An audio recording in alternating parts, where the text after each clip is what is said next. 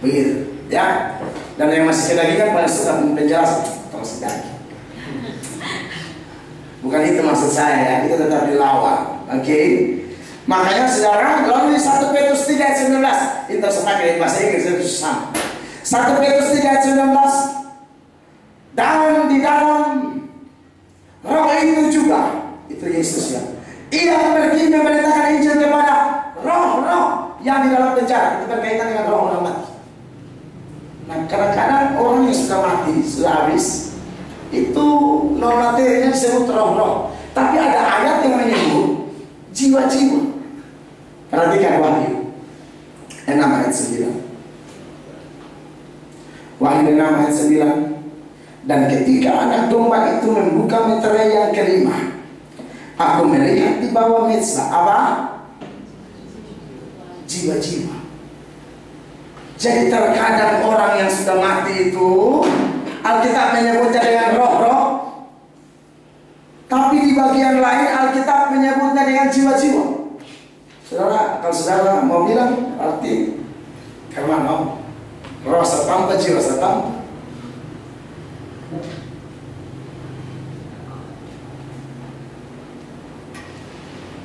Stefanus waktu mau mati serahkan apa?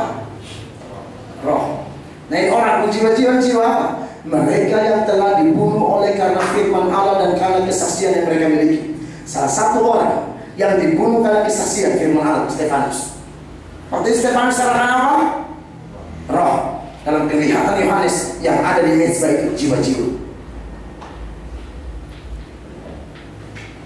Maka pemahaman dikotomi mengatakan jiwa dan roh itu interchangeable, dipergunakan secara bolak-balik. Jadi sama menurut dia. Jadi ketika orang mati, dia bilang jiwa dan roh itu sama. Kalau yang mati terima Yesus yang di surga, ya surga yang pindah neraka. Ayat-ayat Wahyu pasal 20 ayat 4. Perhatikan. Nanti saudara boleh bertanya, saya pasti kasih kesempatan. Lalu aku melihat tahta-tahta dan orang-orang yang duduk di atasnya, kepada mereka diserahkan kuasa untuk menghakimi. Aku juga melihat jiwa-jiwa mereka. Biasa saudara kalau penginjilan itu paling populer dicari roh masuk surga atau jiwa masuk surga. Imam mana yang untuk mencari jiwa? Saya pernah dari orang bilang mau bicara roh maksudnya jiwa. Dan tentu ada ayat mengatakan ada jiwa di sana. Jadi kalau jiwa itu satu betul. Tapi jiwa ini apa? Saya percaya sama dengan roh. Sebab kalau ada yang tidak sama, dan saya tanya, kalau Anda mati, kalau ada orang percaya, yang di surga Anda mau apa?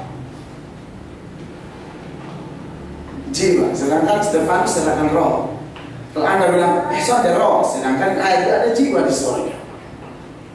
Maka kalau Anda mau diminta kebenaran, yang betul ialah roh dan jiwa itu sama.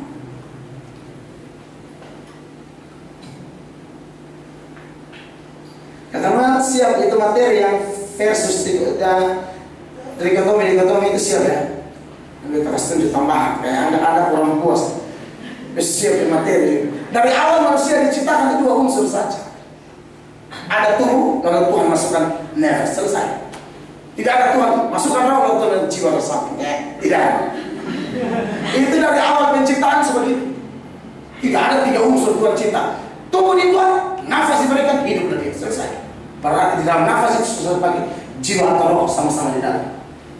Waktu dia mati, jiwa atau roh sama-sama di surga. Jadi hanya digunakan bolak-balik saja. Ini yang memotivasi kita baca Alkitab, belajar Alkitab harus komplit dengan pengajaran orang. Jangan Anda berangkat ke sini atau berangkat ke sini. Coba lihat, tidak mungkin Allah mulut bercabang. Sementara Anda dan roh bilang jiwa, pasti ada nyambungnya di sana. Seperti waktu kita khotbah jelaskan tentang kasih agape saja. Kan banyak orang bilang agape dan filia beda. Aduh, saudara kalau ikut itu khotbah, Anda jelas mengerti di sana. Itu pun interchangeable. Gambar dan rupa Allah itu juga interchangeable. Gambar dan rupa itu sama. Makanya kadang-kadang ada ayat yang hanya pakai gambar, ada yang pakai rupa, ada yang pakai dua-dua, karena memang sama. Begitu juga dengan roh dan jiwa. Berikut, kalau kitab suci menggambarkan perasaan seseorang, entah sedih atau marah, maka kadang-kadang itu ditunjukkan pada jiwa atau psike, seperti dalam nanti Yohanes 12 ayat 27 sampai 7 nanti, lalu Matius 26 ayat 38 dan 2 Petrus 2 ayat 8. Perhatikan ya. Misalnya dalam Yohanes 12 ayat 27. Ya, dikatakan di sana, sekarang jiwaku terharu. Ya, jadi perasaan ini manusia kadang-kadang dilambangkan, diarahkan ke jiwa. Tapi nanti ada ayat kok dilambangkan ke roh. Kita mulai dari ayat-ayat yang jiwa dulu. Sekarang jiwaku, itu jiwa Yesus.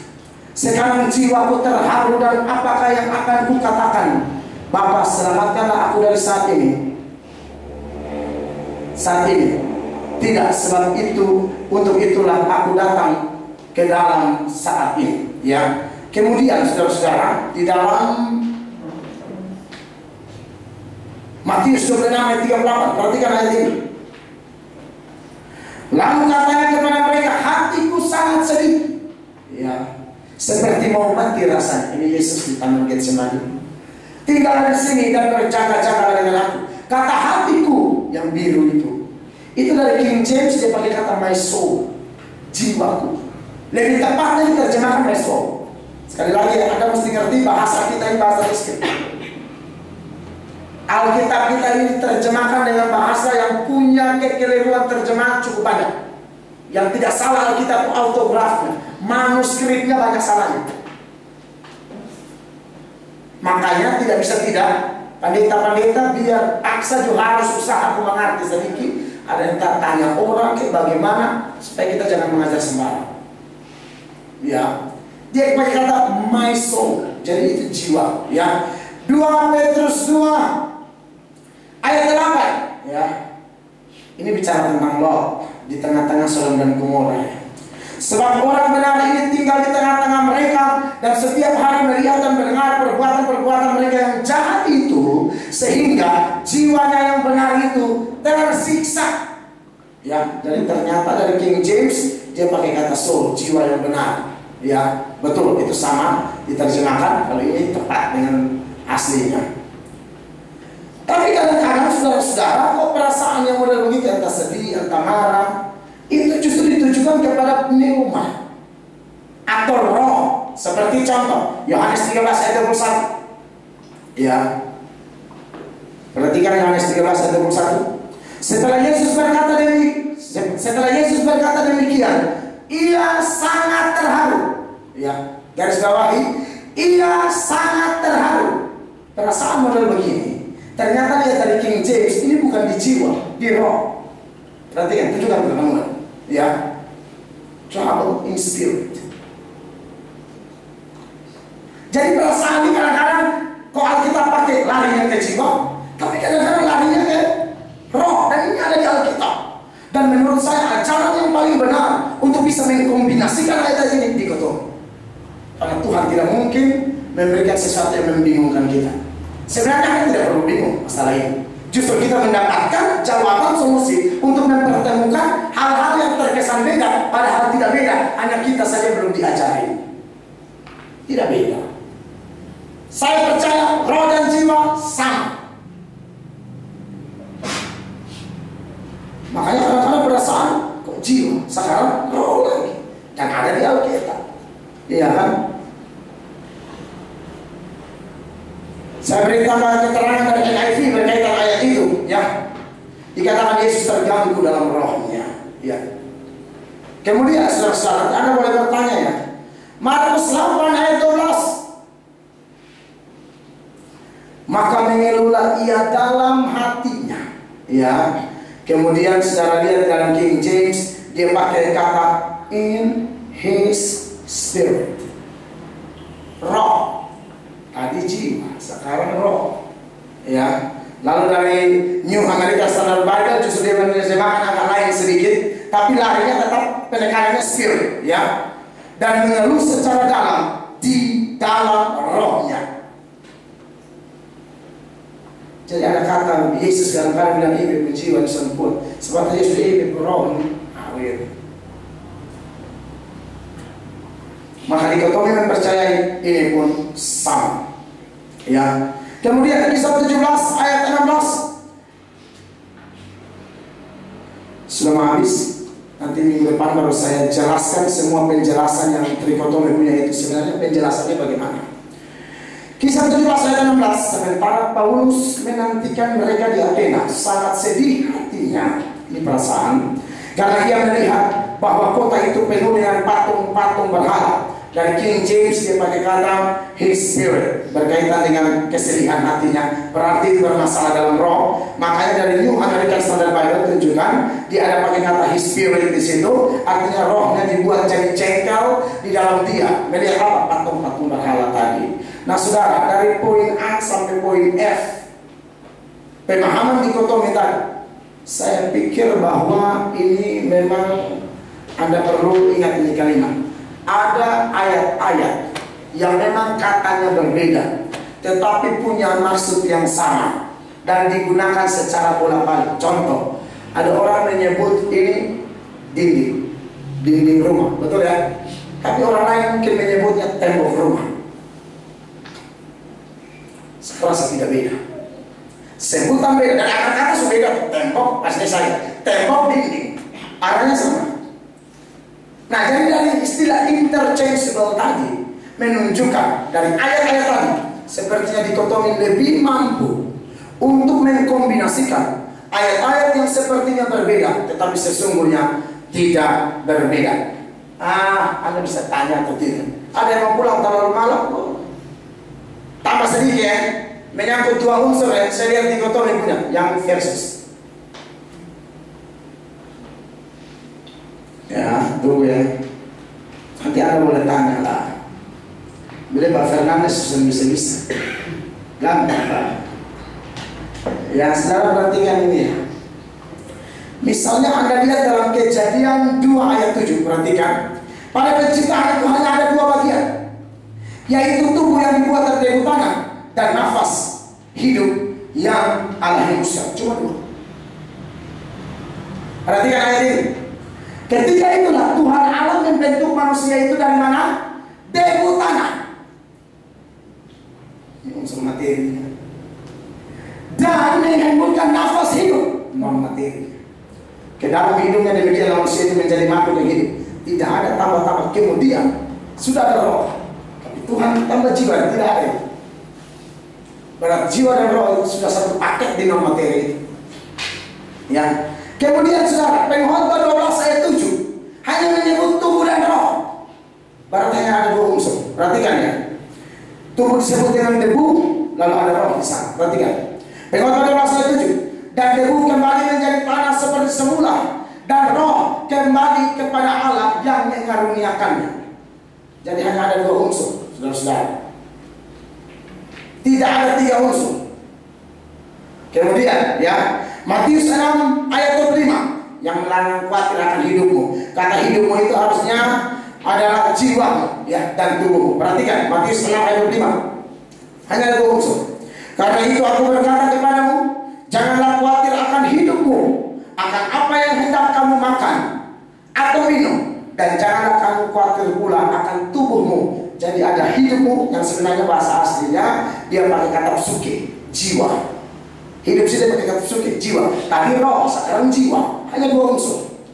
Berarti jiwa dan roh kita sepakat harusnya itu punya pengertian sama, hanya dipakai secara bolak-balik. Ya. Matius 10 ayat 28 juga hanya ada dua unsur, hanya ada tubuh dan jiwa. Perhatikan ya.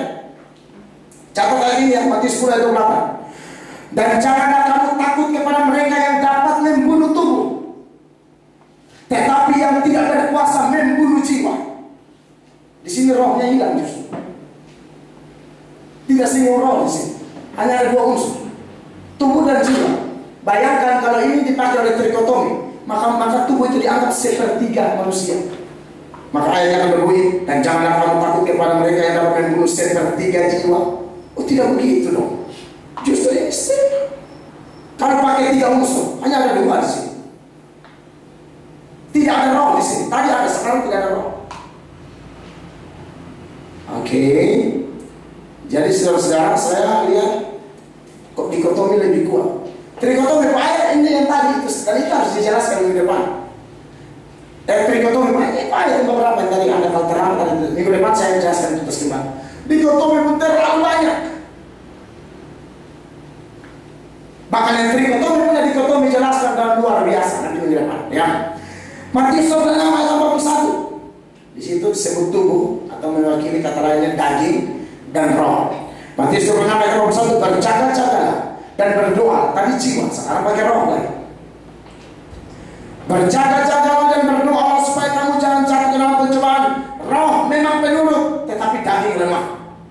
Di ayat tadi dia menyebutkan tubuh dan jiwa. Sekarang dia bilang daging dan roh. Berarti hanya 2 unsur, 2 elemen.